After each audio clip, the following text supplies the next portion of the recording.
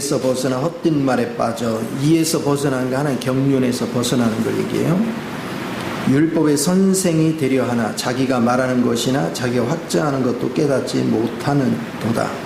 그러나 율법은 사람이 그것을 적법하게만 쓰면 선한 것임을 우리는 아노라. 알 것은 이것이니 율법은 옳은 사람을 위하여 세운 것이 아니요 오직 불법한 자와 복종하지 아니하는 자와 경건하지 아니한 자와 죄인과 거룩하지 아니한 자, 망령된 자와 아버지를 죽이는 자와 어머니를 죽이는 자와 살인하는 자며 음행하는 자와 남색하는 자와 인신매매를 하는 자와 거짓말하는 자와 거짓 맹세하는 자와 기타 바른 교훈을 거스린 자를 위함이니 이 교훈은 내게 맡기신 바 복되신 하나님의 영광의 복음을 따름이라. 아멘. 바른 복음은 하나님 경륜 안에 있는 생활을 바른 교훈이라고 하고, 그리스도 밖에서 생활하면 우리가 살아가는 거예요. 그래서 인생은 두 가지 길밖에 없어요. 하나는 내가 인생을 개척해 가는 것이고, 하나는 그리스도 안에서 하나님이 이루신 것을 그거를 믿고 누리는 거예요. 누리다 보면 그 실제 세계를 경험하게 되죠. 끊임없이. 그래서 주님 안에는 이미 다 이루어졌기 때문에 부족한 게 없어요. 그러면 여러분들이 생활을 하면서 여러분이 돈도 벌고 여러분이 사람도 관리하고 여러분이 자식도 교육하고 막 이렇게 하면서 살려니까 쉬워요, 어려워요? 그러니까 막 있는 성질 없는 성질 다 부려가면서 판단하고 정지하고 막 그러는 거예요. 그게 자기도 모르게 그리스도 밖에 생활을 했기 때문에 율법이 강화된 거예요. 그러니까 그리스도 은혜 안에서 생활을 하면 판단하고 정지할 사람이 없어요. 왜냐하면 주님이 다 통치하고 주님이 관리하고 주님이 공급해 주시고 주님이 보호하고 주님이 교육시키고 주님이 다 하시거든요. 그럼 우리는 이제 그걸 즐기면 되죠. 우리가 가정에도 이렇게 보면 어떤 가정은 자녀들을 막 나무라는 게 아니라 잘하는 걸 자꾸 칭찬하며 교육을 시켜요. 칭찬을 많이 해요. 그리고 교정해 주는 것도 아주 칭찬하면서 교정을 해요. 근데 율법적인 가정들은 일단 성질을 나고 봐. 네, 일단 소리를 치고 막 뭐라고 해놓고 그 다음에 보는 거예요. 그래 놓고서 뭐 하냐면 제대로 가르쳐 주지도 않아. 몇 시까지 해놔? 몇 시까지 해놔? 그렇게 하죠. 제가 그 중학교 다닐 때인가 우리 여동생이 산수, 딴 건 다 잘하는데 산수를 그렇게 못하더라고요. 또 우리 남자 형제들은 또 산수를 진짜 잘해. 딸만 이상하게 산수를 못해. 그렇다고 심각하게 못하는 것도 아니야. 조금 우리보다 떨어지는 거지. 산수를 가리키면 이거 풀어봐. 못 풀어. 그럼 자세히 가르쳐야 되잖아. 이것도 못해? 그럼 막 구박을 하는 거야. 그러니까 나중에는 얘가 산수를 푸는 게 문제가 아니라 오빠한테 얻어 터질까봐 겁이 나는 거야. 그러다 나중에는 이제 반항을 어떻게 하냐. 안 배워. 나는 오빠한테는 안 배워. 어머니 아버지가 오면 막 고자질을 하는 거야. 오빠가 가르쳐 주지는 않고 맨날 안 푼다고 뭐라고 하면 안 돼. 안 가르치는 건 아니지. 한 번 딱 시범을 보이고는 그 다음에 못하면 뭐라고 하는 거지. 그러니까 재미가 없죠. 좀 이렇게 다독거려 가면서 다시 가르쳐주고 이렇게 했더라면 재밌게 잘했을 텐데 일단 못하면 성질부터 부리니까. 그럼 왜 그랬나 지금 생각해 보니까 나는 밖에 나가서 놀고 싶은데 친구들하고 다마치기도 하고 표탁 치기도 하고 놀고 싶은데 얘가 빨리 깨달아야 빨리 마무리하고 가서 놀이해야 되는데 얘가 못 깨닫는 거야. 그러니까 막 화가 나는 거야. 나는 밖에 놀이해야 되겠는데. 가정생활도 참 똑같더라고요. 가정생활도 일단 소리를 질러놓고, 그리고 옳은애 그른애 막 비판만 하지 자세하게 설명해주고 바르게 이렇게 잡아주려고 하지 않는다. 격려와 사랑으로 어루만질 줄은 모르는, 참 그런 걸 봐요. 제가 20몇 살 때 같은 사무실에 한 여직원이 있었는데 참 그 얼굴이 항상 밝았어요. 그래서 이렇게 회식 자리에서 이렇게 대화를 하다 보면 그 부모님은 항상 그 얘기를 한대요. 자녀들한테. 나는 세상에 다녀봐도 내 딸, 내 아들같이 훌륭한 애는 본 적이 없어. 일단 그렇게 얘기한대요. 너무 너희들은 훌륭해. 그렇다고 얘들이 공부를 엄청나게 잘했느냐? 그렇지 않다는 거죠. 그런데 한참 짐승하는 거예요. 그러니까 그때 그 여직원이 하는 얘기가, 그 소리를 부모한테 자꾸 들으니까 부모를 실망시키는 일을 할 수가 없는 거야. 스스로가. 그래서 공부도 더 열심히 했던 것 같으대. 부모한테 잘 보이려고. 그러니까 항상 이렇게 칭송을 하면서 가정을 일으키는 거하고 그렇지 못한 건 다르죠. 그러니까 저부터도 지금이니까 주님을 알아가지고 많이 부드러워졌지만 예전에 일단 막 성질부터 부려놓고 보는 거야. 무슨 일 있으면. 그러니까 참 자녀들이 많이 힘들어 했겠죠. 아내도 힘들어 하고.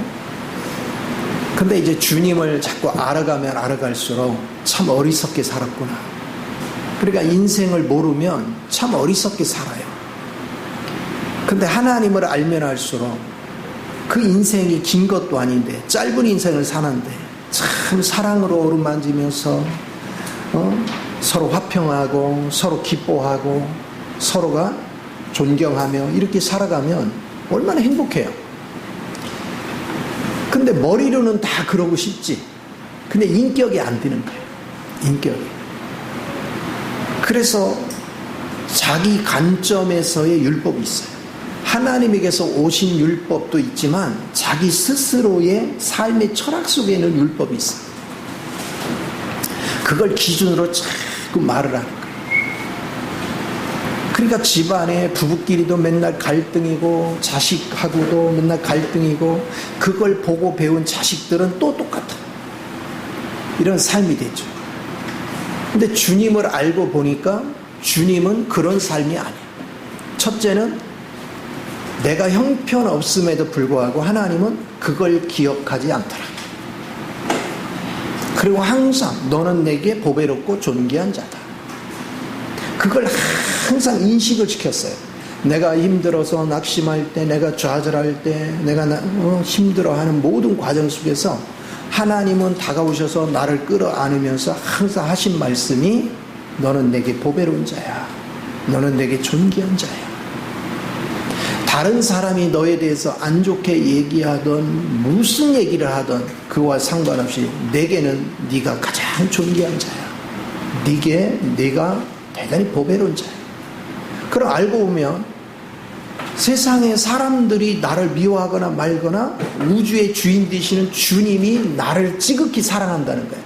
내가 보배롭고 내가 소중한 자는 거예요. 그걸 느끼는 거죠. 그러니까 여러분들이 하나님의 경륜에 속한 삶을 산다는 것은 그리스도 안에서 그런 말씀을 먹으며 사는 거예요. 그래서 주님의 양식을 먹으며 자꾸 내가 주님의 인격화가 돼요. 그분이 나를 보배롭게 여긴대. 그분이 나를 사랑한대. 그런데 로마서 5장 8절에 보면 내가 약할 때, 내가 죄인 되었을 때, 내가 하나님 앞에 원수짓을 할 때, 그럼에도 하나님은 나를 사랑했어. 변함없이 나를 사랑했어. 그러니까 주님 안에서 살면 그분이 나를 사랑하면 사랑할수록 나의 허물이 더 많이 드러나요. 그럼 그걸 자백할 수밖에 없어요. 그래서 그것을 십자가에 넘기고 주님으로 자꾸 조성돼 가는 거죠. 이게 하나님의 양식을 공급받는 거예요. 그게 경륜 안에서 내가 자라가는 거예요. 그러니까 이런 삶을 살면 살수록 꿀맛 같죠. 세상에서는 이런 꿀맛 같은 인생을 경험하지 못했는데 주님을 알고 주님 안에서 생활하면 할수록 이런 꿀맛 같은 인생을 맛보는 거예요. 이 즐거움에 취하는 거예요. 그러니까 그런 하나님을 누리지 못하고 예배당 뜰만 왔다 갔다 평생 했네. 30년 40년을 다녀도 주님이 나를 향한 사랑과 주님이 나를 향한 보배롭게 여기고 존귀하게 여기는 그 사랑을 누려보지 못하고 허송세월을 다 보내니까 여전히 자신의 시각으로 사람을 판단하고 정지하고 이렇게 사는 거예요. 우리 인생의 100년도 제대로 못 사는 인생인데 막 비판하고 정지하고 낙심하고 좌절하고 슬퍼하고 우울해하고 이렇게 산 인생이 대부분이에요. 그런데 더군다나 그렇게 산 인생이 이기는 삶이 되지 못하니까 또 이제 영의 세계로 나아가서도 부활의 생명 안에서 성 밖으로 쫓겨나서 1000년 동안 또 거기서 또 다름을 받아. 얼마나 불쌍해요.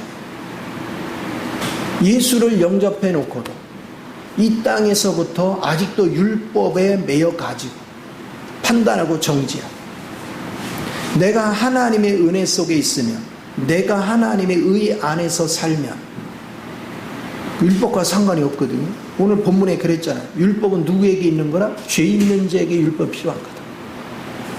그러나 주님은 죄가 없어요. 나를 의지해 살지 않고 주님을 의지해 살면 나는 의인이 되는 거거든. 그럼 율법과 나는 상관이 없어요. 그러면 주님의 은혜 안에서 내가 인정받고 존귀함을 받는 이런 삶이 자꾸 반복이 되면 얼마나 행복해요. 그래서 행복이라는 것은 하나님이 무엇을 해줘야 행복한 게 아니고 주님 안에서 주님의 성품에 속한 모든 것들을 내가 누리는 거예요. 즐기는 거예요. 분명히 나는 완전하지 못하고 나는 죄성이 있고 나는 여러 가지로 연약한데 하나님은 여전히 나한테 내가 너를 지극히 사랑한다. 너는 내게 있어 보배로운 자여 존귀한 자야. 와, 이거 얼마나 감격할 일이에요. 이런 하나님의 음성을 들을 줄 알면 우리는 결코 낙심이나 좌절이 존재하지 않아요. 자부심이 생겨요. 그래서 자존감이 커지는 거예요.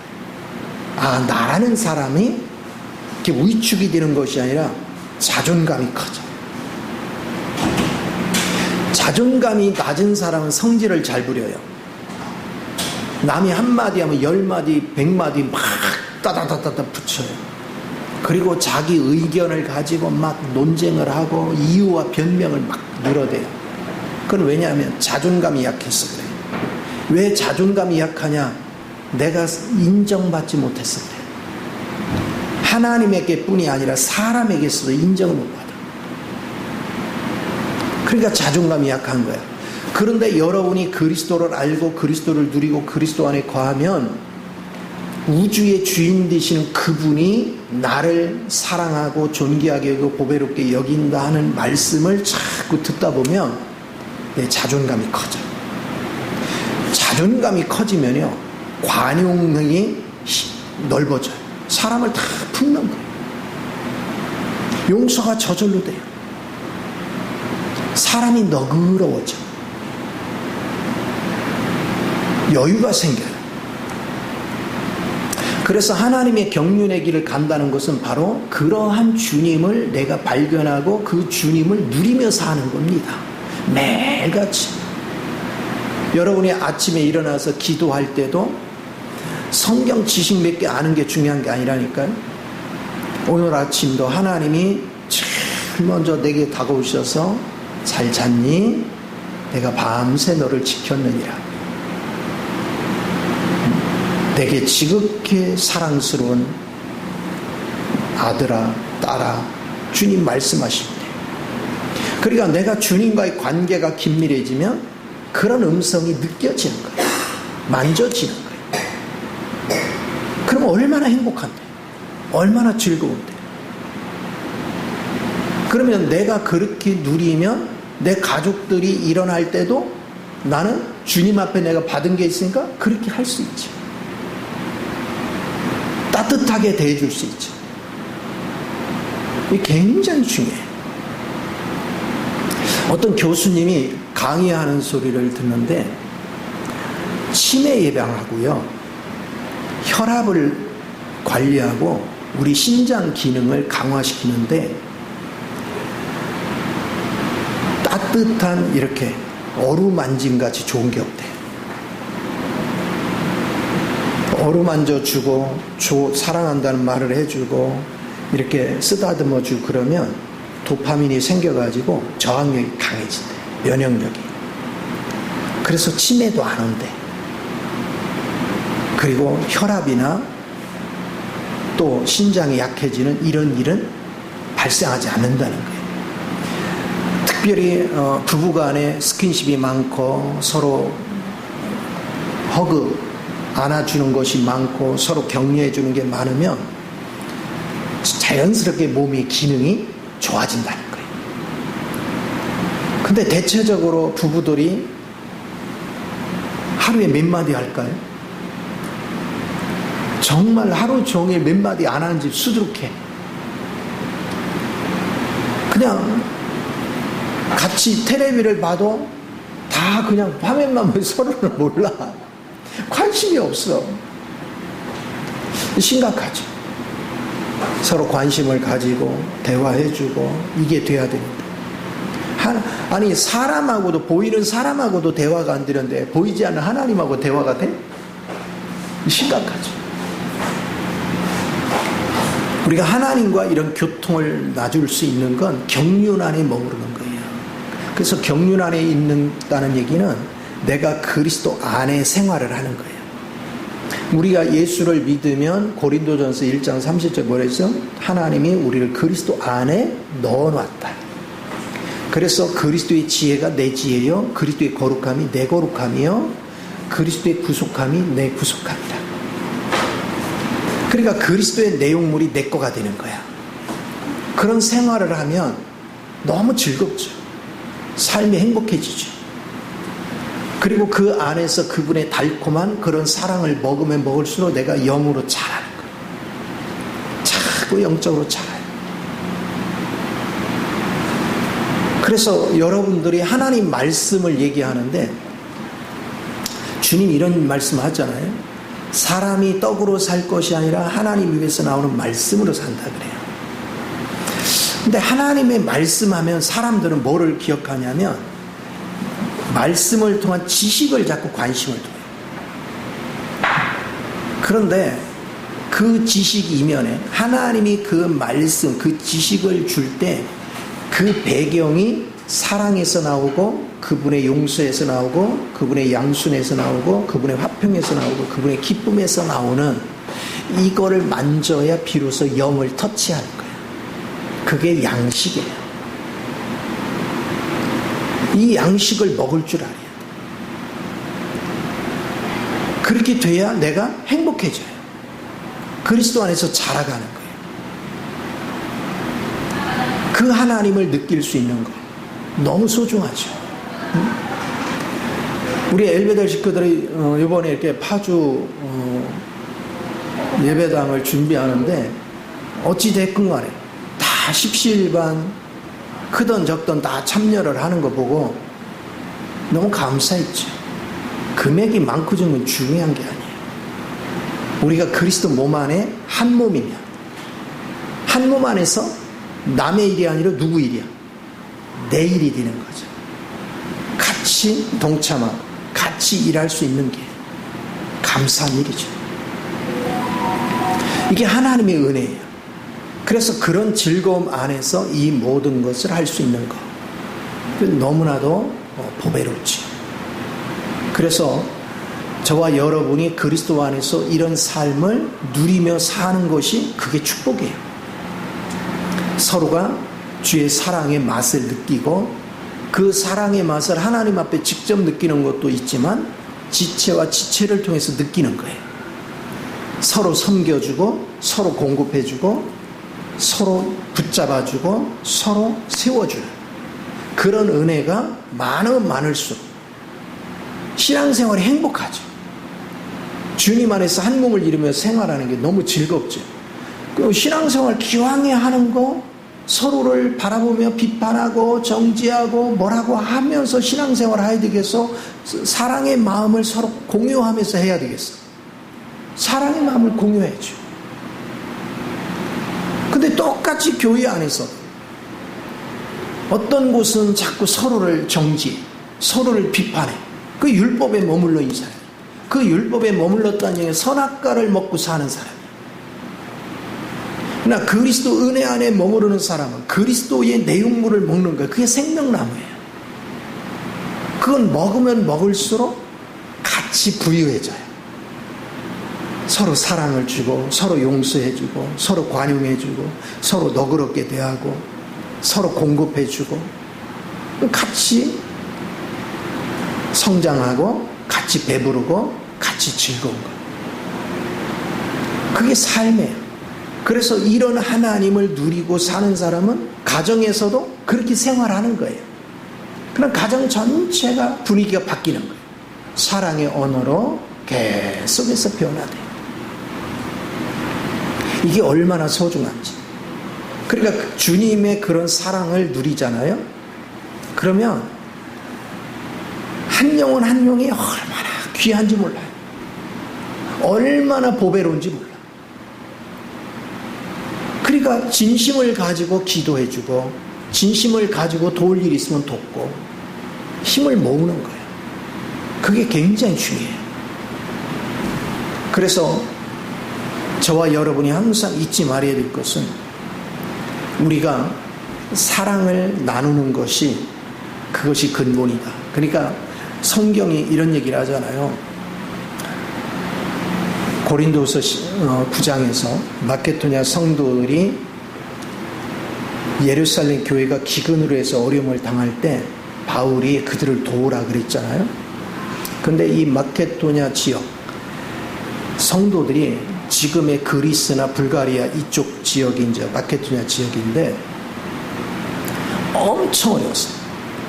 특별히 그 당시 거기 핍박을 하도 받아가지고 정말 생활이 엄청 어려웠어요.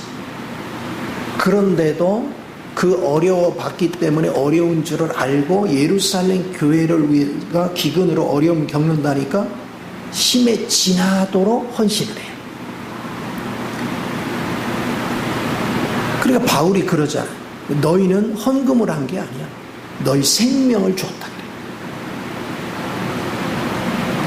그 생명을 줬기 때문에 그게 하나님 앞에 향기로운 제물이라. 그래서 하나님이 그 향기로운 제물을 받았기 때문에 너의 필요를 따라 풍성하게 하나님이 채우실 것이다. 오늘 그런 거예요. 우리가 그리스도를 누리면 그리스도의 마음 안에서 같이 움직일 줄 아는 그런 은혜를 경험하는 거예요. 그게 얼마나 아름다운 거예요. 서로의 사랑을 나누고 서로가 섬겨줄 수 있는 그런 위치가 되어진다는 것이 정말로 복된 것입니다. 우리 엘베델 식구들은 생활에 이렇게 넉넉한 사람이 없어. 이상해. 다 그래 다. 뭐 마산뿐이 아니라 김포 뭐 우리 행복회 파주나 다 똑같아요. 그런데 그게 은혜예요.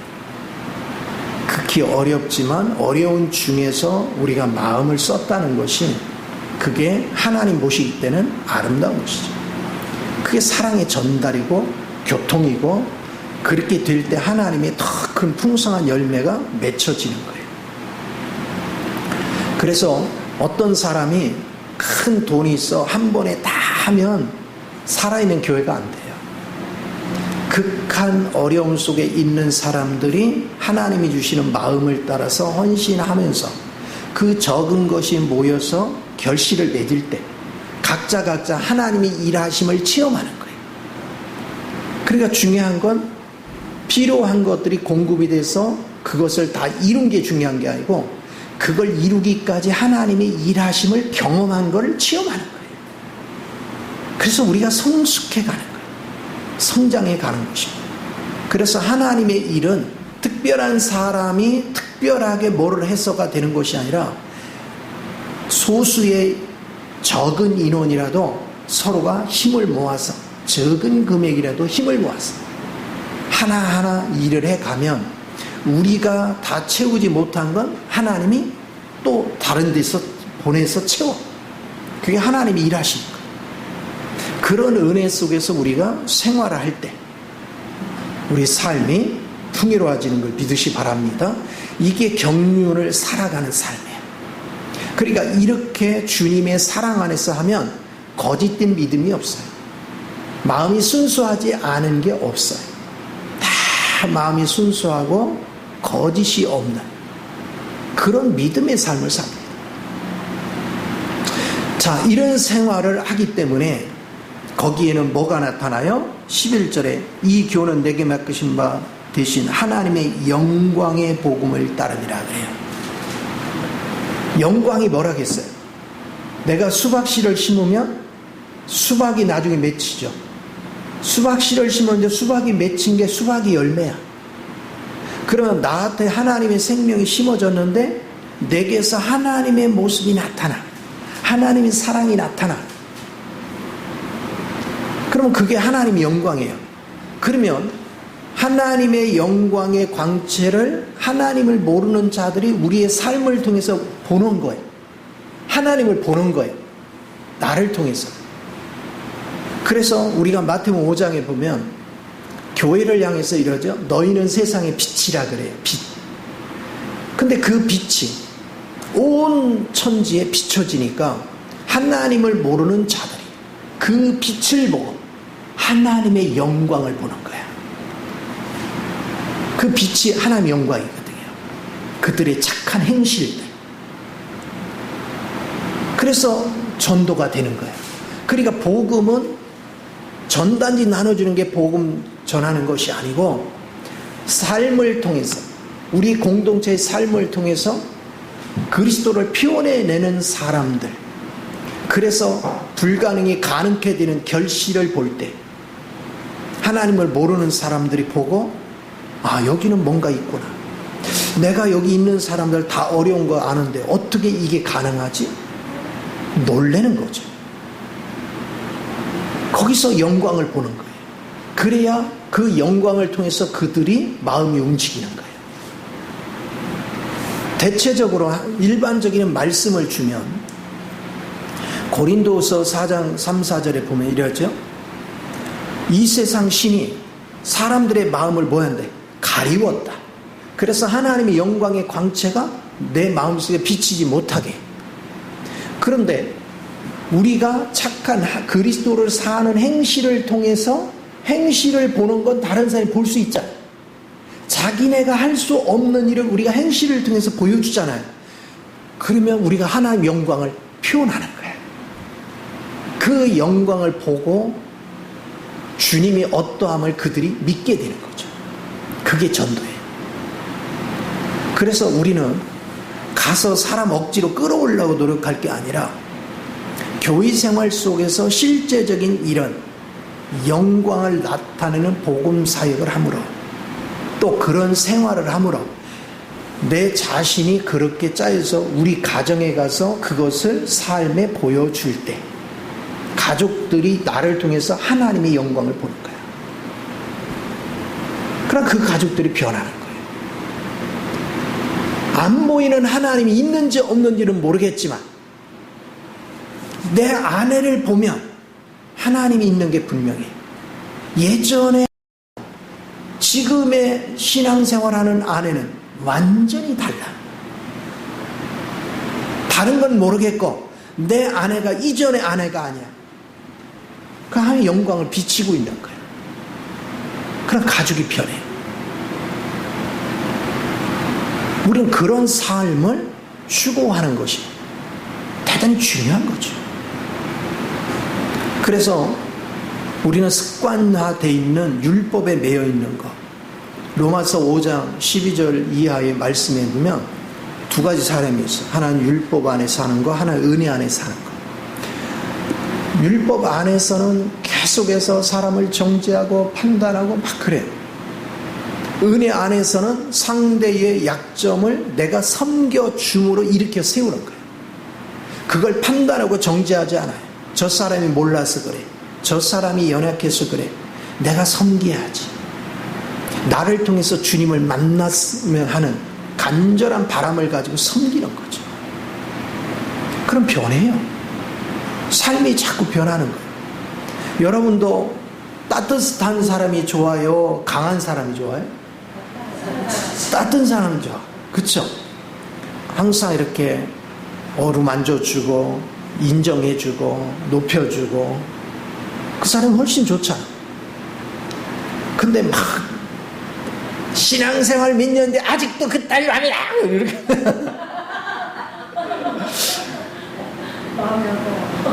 그러면 가잖아. 밖에서도 너무 힘들었는데 예배당까지 와서 저 욕을 또 먹어야 돼? 진짜 힘들어지죠. 고통스러운 거예요. 그럼 이렇게 생각해봐요. 자신이 밖에서 너무 힘들게 살았는데 교회를 왔는데 또 힘들게 하면 더 힘들어. 그렇죠? 그러면 내가 아닌 다른 사람도 똑같잖아요. 더군다나 초신자들이 오면 힘들어서 온 거거든요. 삶이 힘들어서. 근데 여기 왔는데 아무도 아는 사람 없는데 아무도 관심이 없어. 다가와서 인사도 해주고 다가와서 관심을 가져주고 이렇게 따뜻하게 해주는 사람이 있으면 너무 외로웠는데 여기 오니까 내가 그래도 사람 대접을 받네. 이게 돼야 좀 같이 여기 어울리고 싶지. 오니까 꼬다난 보리자까지 저기다 붙여놓고 앉혀놓고는 아무도 관심을 안 둬. 그럼 누가 오고 싶겠어요?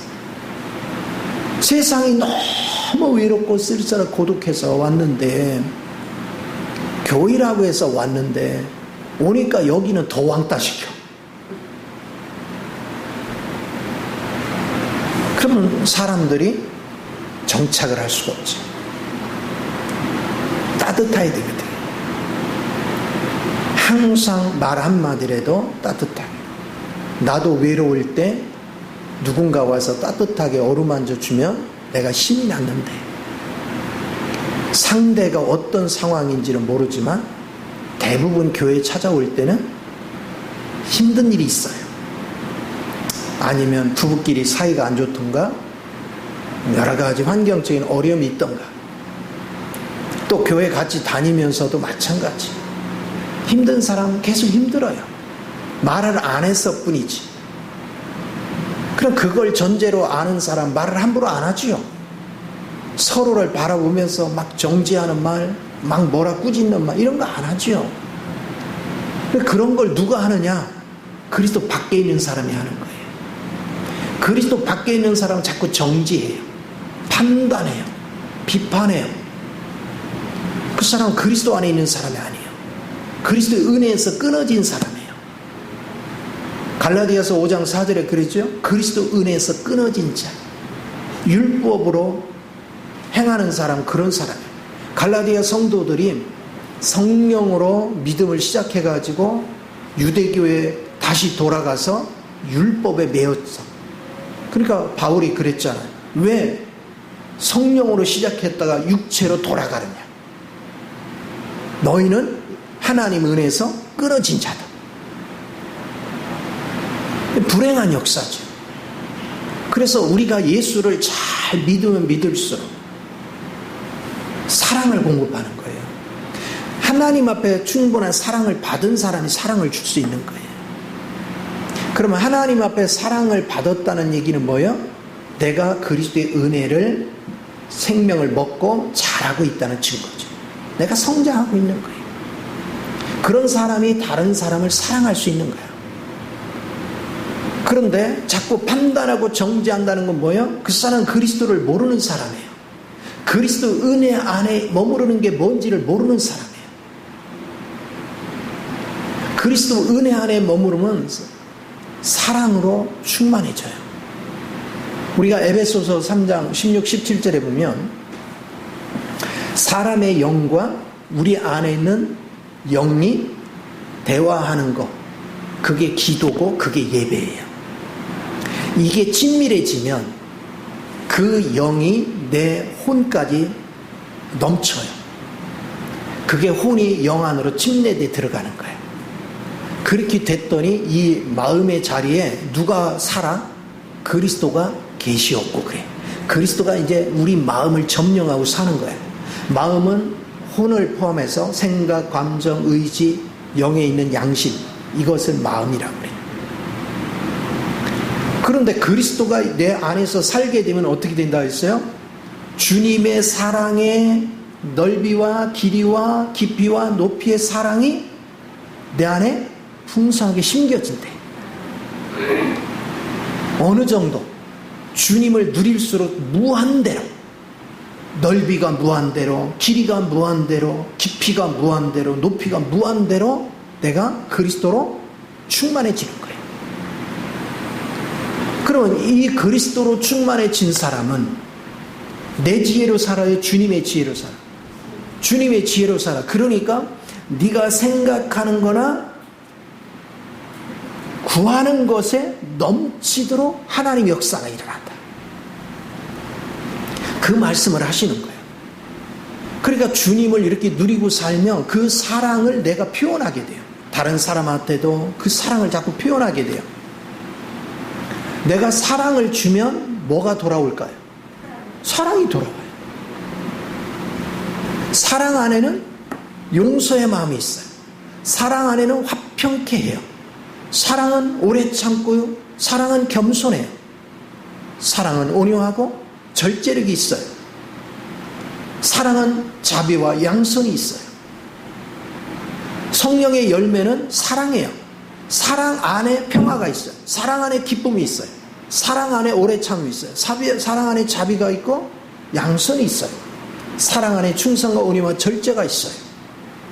사랑이 없으면 다 없어지는 거예요. 그리고 사랑하는 자에게는 모든 사람에서 착함이 있어요. 그리고 진실해요. 그리고 의로워요. 그러니까 우리가 그 사랑 안에서 표현하면 나를 싫어할 사람이 어디 있겠어요? 그런 사랑을 표현하면, 그리고 그런 사랑을 표현하면 그 사랑을 받는 사람도 행복하죠. 기분이 좋고. 그럼 그게 내게 돌아와. 그게 경륜 안에서 생활하는 거예요. 그리스도 안에서 그리스도를 이렇게 먹고 마시고 누리고 행하는 삶을 사는 것이 경륜의 삶을 사는 거예요.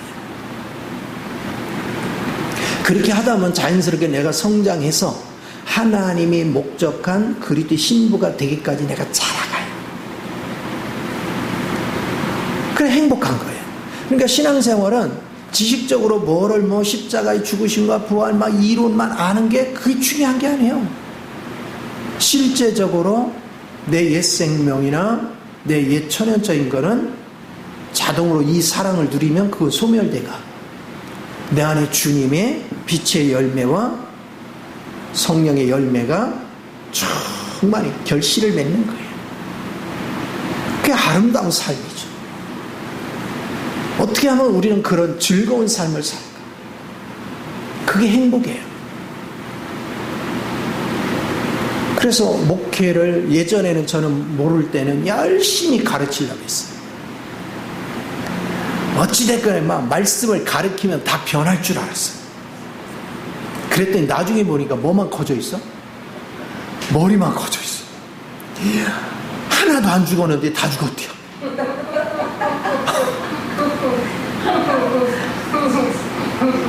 그 김은아 그랬어. 1년 딱 배우더니 다 죽었대. 아직 죽으려고 신용도 안 했는데. 요즘은 많이 보들보들 하잖아? 네. 참 감사한 일이죠. 요즘은 안 무섭다니까? 옛날에는 내가 표현 잘못하면 시험에 들까봐 무서웠어. 근데 지금은 뭐, 조금 웬만한 거 실수한다고 뭐 시험 들고 그렇게 하지 않는다는 믿음이 있으니까 대하기가 편하죠. 참 우리가 믿음 안에 있다는 게 굉장히 중요해요. 그래서 성도들이 교회를 딱 오잖아요. 그 사람의 영적 수준이 그냥 느껴져요. 아, 저 사람은 영적 수준이 어느 정도구나. 아, 요 사람한테는 내가 이렇게 아주 간단한 얘기를 해도 시험 들 수 있겠구나. 그런 얘기 못하는 거예요. 좀 성장한 사람은 아 그게 유머다 하는 것도 알 수 있는데 그래서 웃으면서 넘기는데 연약한 자는 그걸 모르는 거예요. 분별이 안 되는 거예요. 유머도 함부로 못해 그랬어요. 어린 영혼을 대할 때는 특별히 더 조심해야 돼요. 그런데 이렇게 영 안에서 생활을 못 해본 사람은 어린 영혼이 뭔지 조금 장성한 영혼인지 뭔지를 몰라요. 그냥 나이만 많이 먹었으면 육의 나이만 많이 먹었으면 어른인 줄 알아. 아니 나이가 70이 돼도 젖먹이도 안 되는 사람이 수두룩하다니까. 이 놀랍죠. 제가 요양원에서 한번 그런 얘기를 한 적이 있어요. 어르신 지금 몇 살이에요? 그때 한 어르신이 87이래. 하나님 보실 때 어르신 나이가 몇으로 보일 것 같아요? 그랬어요.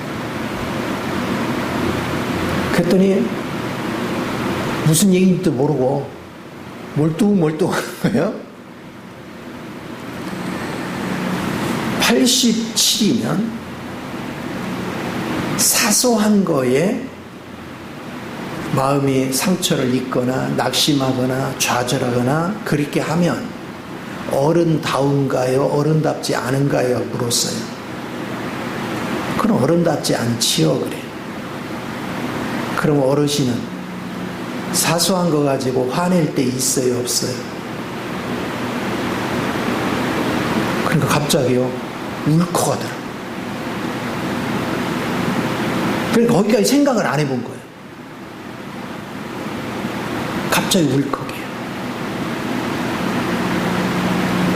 그러면서 그 말을 해요. 가만히 생각해 보니까 자식들하고 통화할 때도 면회 올 때도 자식들은 나한테 잘해주려고 하는데 자식의 말 한마디에 시험에 들어서 막 혼낸 적이 많은 것 같아. 이제 의식한 거야. 그래서 제가 그랬어요. 그래, 그게 육적인 나이는 80 중반이 되셨지만 그게 영적인 나이는 젖먹이에 불과한 겁니다. 영적인 나이가 성장해야 돼요. 그래야 이기는 자가 돼서 천국을 누리는 거예요. 성 밖에 가서 여기서도 고생하며 인생 살았는데 하늘나라에 가서 거기서도 인정받지 못해 성 밖에 가서 1000년 동안 쭉 연단을 받고 나서 새 예루살렘에 가실래요? 바로 하나님 앞에 인정받아서 왕국에서 혼인잔치를 하면서 1000년을 즐기다가 주님과 더불어 왕노릇하다가 새하늘과 새 땅에 가실래요? 그렇게 질문했죠. 그러면 제가 그 어르신하고 대화하니까 이 어르신만 들으라고 한 거예요? 다 들으라고 하는 거예요? 다 들으라고 하는 거죠. 사람들은 대체적으로 인식을 못하고 있다가 이런 얘기 들으면 인식을 하는 사람이 생기는 거예요. 근데 그게 며칠 못 가. 금방 잊어버려. 그래서 반복해 드려야 돼. 계속해서. 그래야 아는 거예요. 그러니까 우리가 내가 신앙생활을 몇 년 했네, 내가 권사가 됐네, 장로가 됐네, 목사가 됐네, 그건 뭔 소용이 있어요. 하나님은 그걸 가지고 구분하지 않아요. 차라리 내가 영적으로 거기에 도달이 할 정도로 인정받지 못하면 직분 받은 게 부끄러운 거죠. 왜? 그 직분 때문에 더 시련을 많이 겪을 수 있는 거죠. 왜냐하면 내가 평신도 때는 조금 뭐 해도 다른 사람이 별로 기대를 안 해. 그런데 권사가 됐다, 장로가 됐다, 목사가 됐다 하면 대단한 줄 아는 거야. 실상 나도 저들이나 똑같은데. 그러면 나의 직분 때문에 수없는 사람들을 실족시켜. 이게 굉장히 중요해요. 그래서 마태복음 18장에 그러지요. 한 영혼을 실족시키면 연자맷돌을 메고 차라리 바다에 빠지는 게 낫다. 그럼 왜 그러냐? 실족시키는 자가 되면 내가 성 밖에 가서 1000년 동안 또 거기서 징계를 받아야 돼. 그게 얼마나 고통스러운지. 네가 오른 눈이 누군가를 실족시킬 것 같으면 오른 눈을 차라리 빼라. 팔이 실족시키면 팔 하나를 잘라내라. 차라리 그걸 잘라내더라도 내가 누군가를 실족시키지 않는 게 그게 복이다. 오늘날 많은 사람들이 신앙생활하면서 자기 말과 행실 때문에 영혼들을 얼마나 죽이고 있는지조차 인식을 못하는 사람 부지기수로 많아요. 특별히 장로들이 그런 게 많아요. 제가 다른 데 집회 인도해달라고 가면 항상 장로들만 제가 가서 특별히 그런 질문들을 많이 해요.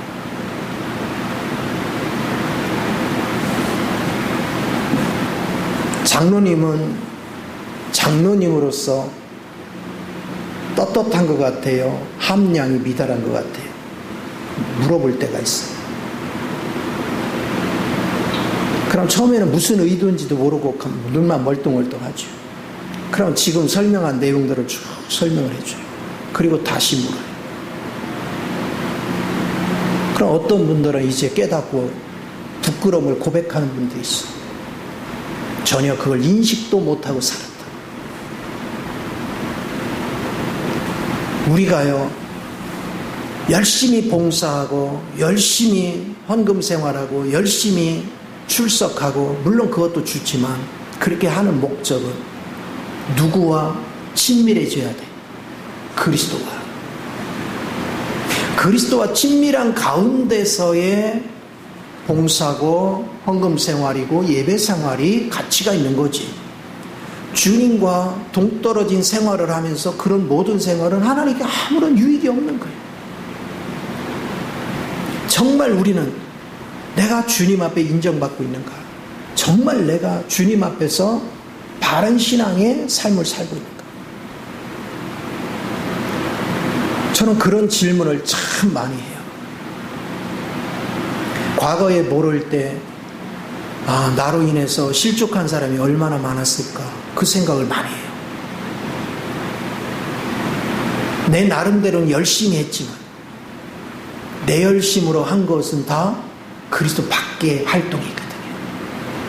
내가 아무리 열심히 해도 사람들은 칭송할지 모르지만 하나님은 인정하지 않더라.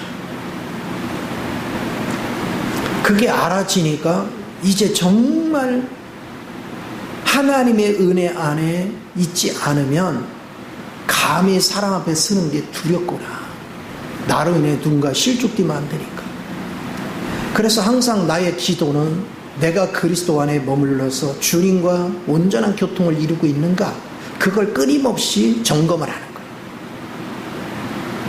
그래서 나를 만난 모든 사람이 나로 인해서 행복해지는가, 나를 만나면 화평을 누리는가, 나에게서 그리스도의 향기를 맡는가, 그런 걸 하나 점검을 하죠. 다른 게 겁나는 게 아니에요. 나로 인해서 혹시라도 한 영혼에도 실족되는 사람이 있다면 이건 심각한 문제거든. 그래서 이제는 하나님 말씀 전하는 것도 굉장히 조심스럽고, 혹시라도 내가 그리스도의 은혜를 놓친 가운데서 내 주장을 내세우지는 않는가 막 두렵죠. 예전에는 그런 것이 잘하는 건 줄 알았지만 하나님을 알고 나니까 목회는 내가 하는 게 아니야. 내 안에 사시는 그리스도가 하는 거지. 그럼 그리스도가 태도나 말이나 모든 행동에 있어서 주님이 내 안에 주시는 은혜를 따라 말하고 행동할 그 태도하야 영혼이 사는 거죠. 영혼이 회복되는 것이고. 근데 그걸 할 줄 모르면 그건 바리새인이에요. 그건 영혼을 실족시켜요. 그래서 인간적인 착함은 사람의 생명을 깨우지 못해요. 하나님의 영에서 흐르는 순수한 사랑만이 영혼을 깨우는 거예요. 영혼을 일으켜 세우는 거예요. 그래서 우리는 잊지 말아야 돼요. 하나님 앞에 나아갈 때 내가 깨닫던 못 깨닫던 하나님은 나를 존귀하게 여긴다. 나를 보배롭게 여긴다. 그리고 하나님은 나를 지극히 사랑한다. 그거를 느껴야 그 사랑을 누리게 돼요. 그걸 누려야 그 안에 평화가 있고 기쁨이 있고 자비가 있고 양성이 있고 오래 참음이 있고 절제가 있고 인내가 있고 온유가 있고 그게 자연스러워지는 거예요. 그게 영광의 복음이라는 거예요. 경륜 안에 들어가서 활동을 하는 사람은 이렇게 영광의 복음을 전하는 자가 되는 거예요. 아직도 율법을 따라서 왜 이렇게 저렇게 이거 하지 마 저거 하지 마, 그거는 그리스도 밖에서 행동하는 거예요. 우리는 그리스도 밖의 언어를 버려야 돼요. 그리스도 안의 언어를 활용할 줄 아는 그 은혜가 대단히 중요하다. 이제 우리가 신앙생활 할 만큼 했으니까 이제는 제대로 된 길을 가야 될 거 아니에요. 제대로 된 신앙생활을 해야 될 거 아니에요. 이게 너무너무 소중해요.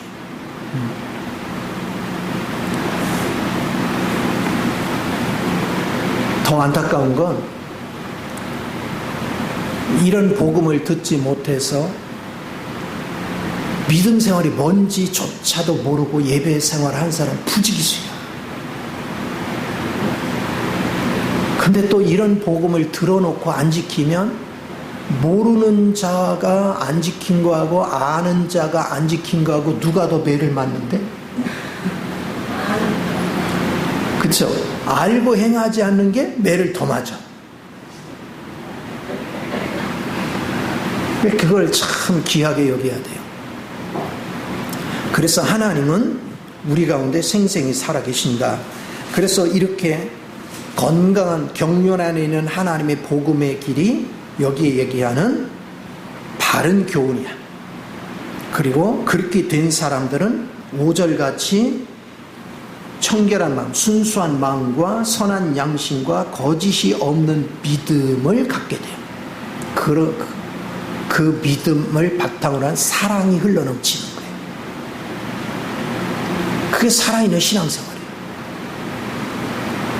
그래서 이런 주님의 사랑이 가정에도 우리의 교회에도 우리가 나아가는 직장에도 흘러넘쳐야 돼요. 가는 데마다 전부 다 흘러넘쳐야 돼요. 그래서 말 몇 마디만 하면 상대가 나를 통해서 하나님 영광을 맛보는 거예요. 야, 이분을 보면 정말 하나님이 살아계신 것 같다. 이분의 말하는 거나 이분의 표현하는 모든 것들은 참으로 향기가 난다. 인격의 향기가. 그렇게 느끼게 해줘야 돼요. 만약에 장사하는 사람이 이런 마음 가지고 손님을 대하면 손님이 따뜻하니까 자주 오게 돼요. 자꾸 찾아오는 거예요. 단골이 뭐 별건가? 나한테 잘해주고 따뜻하면 단골이 되는 거지. 그게 참 중요하거든.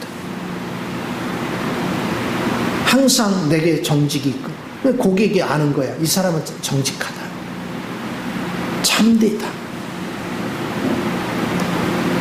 금액이 조금 비싸고 싸고는 크게 영향을 받지 않아요.